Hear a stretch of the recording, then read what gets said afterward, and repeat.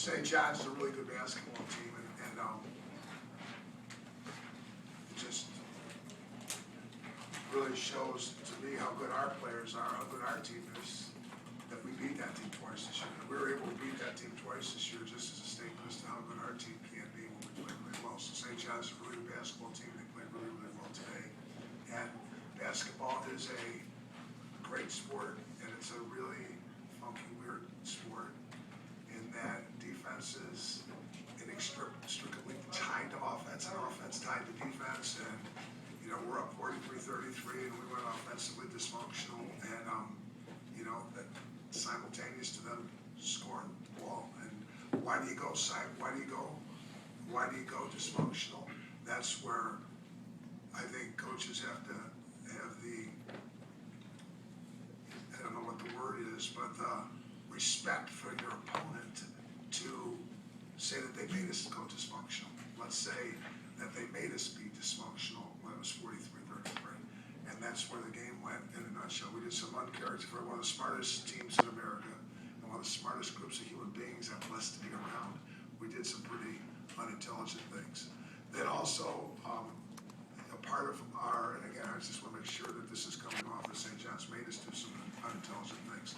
When you're really an aggressive scoring team and a really competitive group like my players are, and you're used to scoring the ball, not easy, but relatively easy, when teams make it as hard as St. John's made it, I didn't think we had the ability to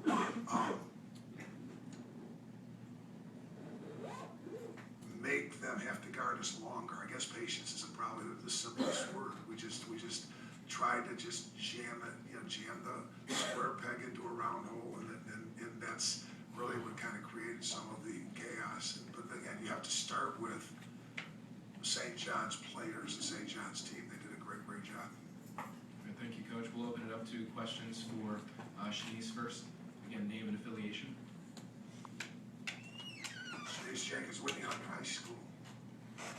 Hi, Jim Nooner from Scout. Shanice, for all the things that Coach just talked about that kind of went wrong for you folks tonight, how is that different from the first two wins against St. John's?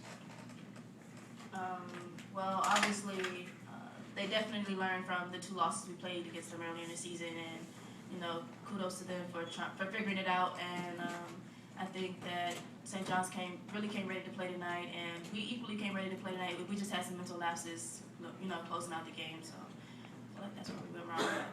Just to follow up on that, what do you attribute those mental lapses to? I will take blame for it. Lack of senior leadership at the end. Probably should have brought the team a little bit more closer together and demanded the ball a little bit more to set up the offense. So I'll take the blame for that one.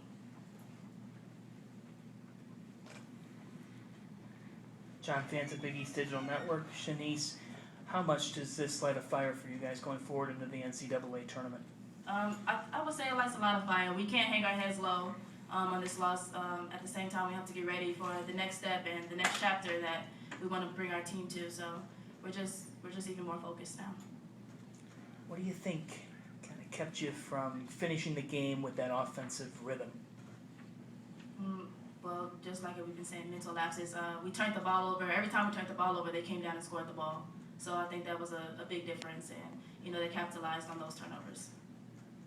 What do you think it says about the toughness of playing in the Big East, that St. John's is a 4 seed, Creighton's a 7 seed, and now they're the ones that are going to be competing for the title?